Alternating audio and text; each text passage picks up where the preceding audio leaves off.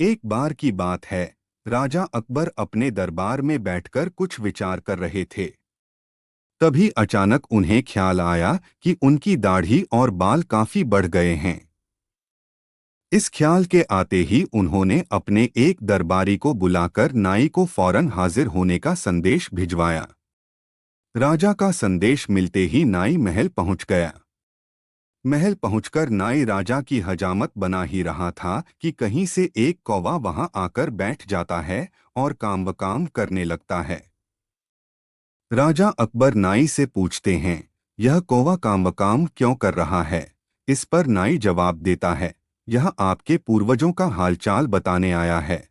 नाई के इतना कहते ही राजा अकबर आश्चर्य से पूछते हैं, तो बताओ फिर यह कौवा मेरे पूर्वजों के बारे में आखिर क्या बता रहा है?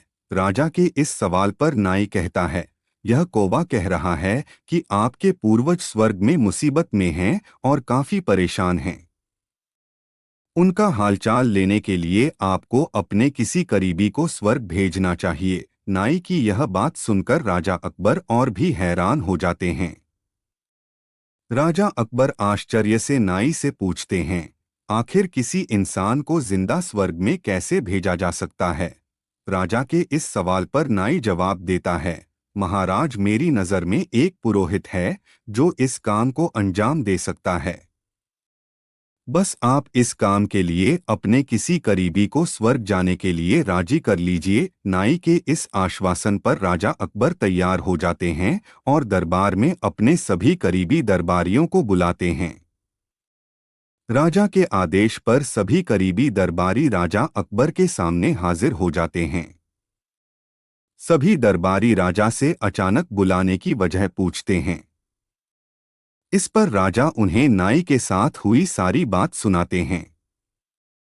राजा की बात सुनकर सभी दरबारी एक मत में बीरबल का नाम आगे रखते हैं।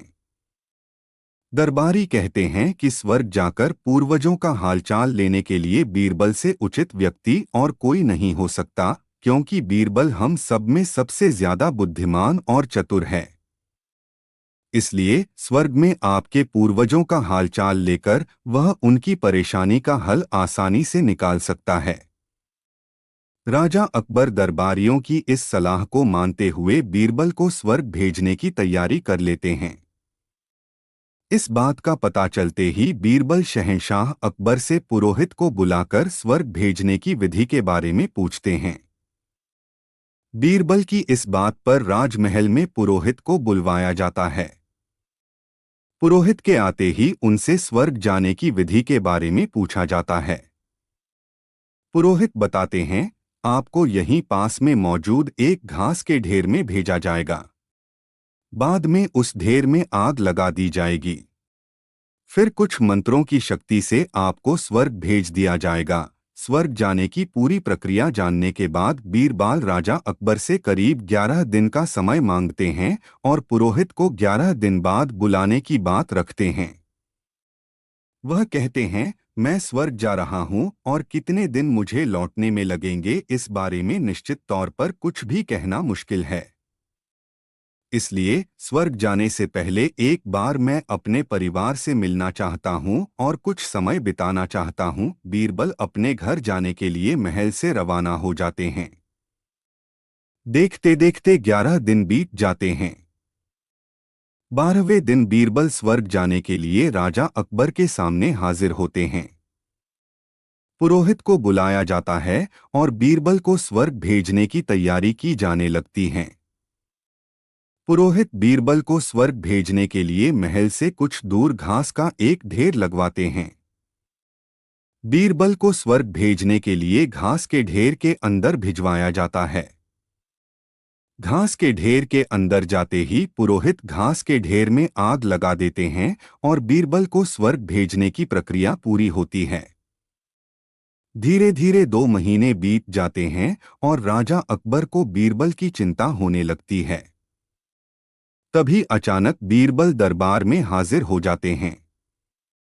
राजा अकबर बीरबल को देखकर प्रसन्न होते हैं और अपने पूर्वजों का हालचाल पूछते हैं। तब बीरबल बताते हैं, आपके पूर्वज काफी खुश हैं और मजे में हैं।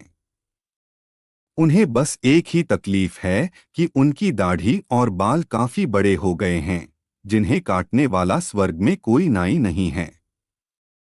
इसलिए वहां उन्हें एक नाई की जरूरत है। बीरबल कहते हैं, ऐसे में हमें आपके पूर्वजों के लिए एक अच्छे नाई को स्वर्ग भेजने की तैयारी करनी चाहिए। बीरबल की इस बात पर राजा नाई को स्वर्ग जाने का आदेश देते हैं। राजा का आदेश सुनकर नाई घबरा जाता है और राजा के पैरों में गिरकर माफी मांगने लगता है। नाई राजा से कहता है कि यह सब कुछ उसने वजीर अब्दुल्लाह के कहने पर किया था। यह सब उन्हीं की साजिश थी ताकि वह बीरबल को अपने रास्ते से हटा सकें। अब राजा अकबर के सामने सारी सच्चाई आ चुकी थी। ये सब जानने के बाद राजा अकबर ने वजीर अब्दुल्लाह और उनके साथियों को दंड देने का आदेश दिया। अंत में राजा अकबर बीरबल से पूछते हैं, तुम्हें इस सच्चाई का पता कैसे चला और तुम घास के ढेर में आग लगने के बाद कैसे बच गए?